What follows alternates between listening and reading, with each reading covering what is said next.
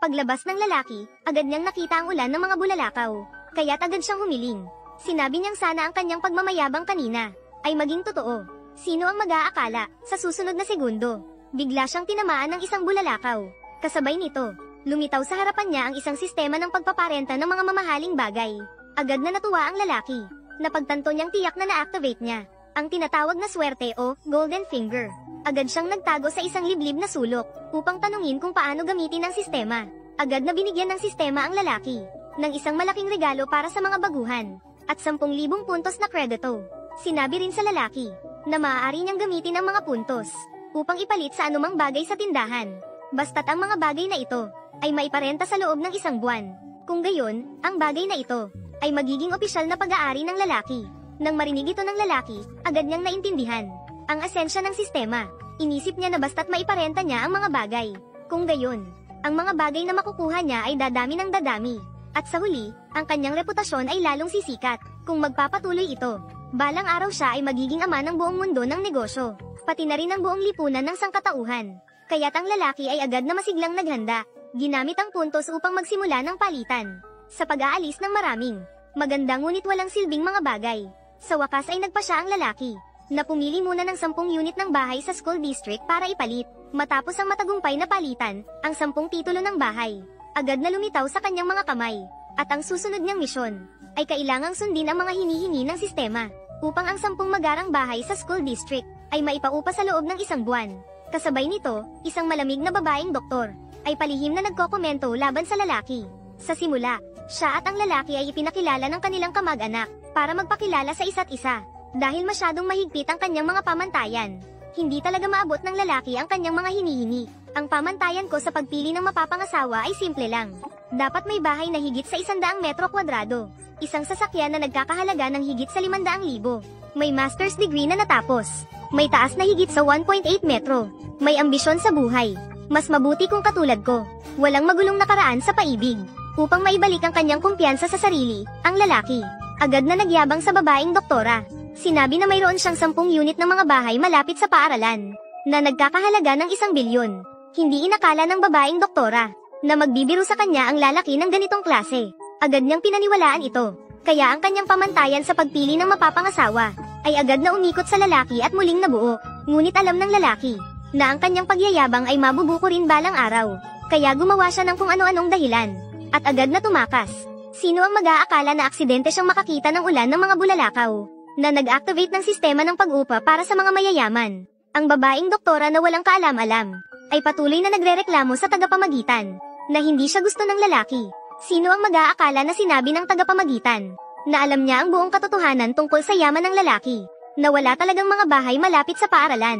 Dito lang napagtanto ng babaeng doktora na niloko siya ng lalaki. Sa kanyang puso, matindi siyang nangako na hindi niya palalampasin ang lalaki. Ngunit sa kasalukuyan, ang babaeng doktora, ngunit nahaharap siya sa isang nakakabahalang problema. Dahil sa tagapamagitan, napakaganda ng relasyon ng tagapamagitan sa kanyang ina. Nangako siya noon na tutulungan ng tagapamagitan na maghanap ng isang bahay sa loob ng school district. Ngunit nagpunta siya sa ilang mga ahensya. Ngunit nalaman niya na ang mga bahay sa school district ay matagal nang naiparenta. Nang malapit na siyang mawalan ng pag-asa, bigla niyang nakasalubong ang isang dating kaklase na matagal nang may lihim na pagtingin sa kanya upang mapahanga ang babaeng doktora at magkaroon ng ibang pananaw sa kanya. Nagpa siya ang dating kaklase. Natulungan pa ng mas maayos ang babae sa paghahanap ng bahay. Sino ang mag-aakala na sa kanyang pagsisiyasat, natuklasan niya ang isang marangyang subdivision malapit sa lugar. Nakakapirma lang ng kontrata para sa 10 pinakamataas na uri ng mansyon. Nang marinig ito ng babaeng doktora, labis siyang natuwa. Inakala niyang tiyak na mayroong hindi pa na ipaparentang bahay ang may-ari. Sa pagkakataong iyon, ang babaeng empleyado na namamahala sa mga dokumento ay nakatanggap ng tawag mula sa property manager. Sinabihan siyang maghanda ng ilang regalo at pupunta siya mismo sa gabi upang batiin ang misteryosong mayaman. Nang marinig ito ng babaeng doktora, hindi niya maiwasang maalala sa kanyang isipan. Sa umaga, nagyabang ang lalaki. Ngunit nang mag-isip siya muli, naramdaman niyang hindi ganito kadali ang mga bagay. Inisip niyang ang lalaki ay tiyak na isang manloloko. Kaya't nagpa siya siyang sumama muna sa dating kaklase, maghanap ng paraan upang makita ang misteryosong mayaman para tanungin tungkol sa pag-upa ng bahay. Nakakahiya, ang nangyari ay, nang dumating sila ng dating kaklase sa lugar, natuklasan nilang ang taong iyon pala ay ang lalaki na nakadate niya noong umaga. Agad na lumapit ang babaeng doktora, Handang ibunyag ang panloloko ng lalaki. Ang lalaki ay tamad ng magpaliwanag pa. Diretsong sinabi, dahil sa pagkakakilala nilang dalawa, bibigyan siya ng 79% na bawas presyo. Ngunit habang sinasabi niya ito, lalong hindi naniniwala ang babaeng doktora.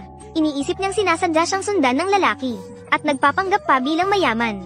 Siyempre, hindi rin naniniwala ang dating kaklase, na ang lalaki ay ang misteryosong mayaman. Kaya't masigasig niyang sinamahan ang babae, upang maghanap sa ibang lugar. Ngunit kahit maghanap sila ng matagal, wala silang nakita kahit anino. Ang dating kaklase na napagtanto ang sitwasyon, agad na tumawag sa manager. Ngunit nalaman na, ang mayamang tao ay nasa malapit sa bulletin board. Sa kawalan ng magawa, ang dalawa ay napilitang bumalik kagad. Hindi nila alam na sa pagitan ng panahong ito, ang lalaki ay nakapagpaupa na ng 3 unit ng bahay sa school district. Sa harap ng sitwasyong ito, lalong naniwala ang babaeng doktor na, ang lalaki ay nagpapasikat lamang. Pinagplanuhan ng mabuti ng lalaki na makalapit sa kanya, upang maipakita sa lalaki ang katotohanan. Muling nagbabala ang babaeng doktor na, narito sila, upang hintayin ang misteryosong mayaman na bumili ng 10 luxury house. Nang marinig ng lalaki na siya ang hinahanap, agad niyang inamin ang kanyang pagkakakilanlan. Paano paniniwalaan ng babaeng doktor? Kaya sinabi niya sa lalaki, kung talagang mayroon siyang 10 bahay sa school district, kahit ano ang ipagawa ng lalaki, gagawin niya. Kahit tawagin pa siyang, tatay, ayos lang. Sino ang mag-aakala na pagkasabi pa lang nito? Ang property manager ay dumating na may dalang maraming regalo. Lumapit sa harapan ng lalaki. Magandang araw, Ginoong Jiang. Ako ang general manager ng property ng Zaijian Yuan. Kinakatawan ko ang buong property ng Zaijian Yuan. Binabati kita sa pagiging may-ari ng 10 bahay. Binabati si Ginoong Jiang.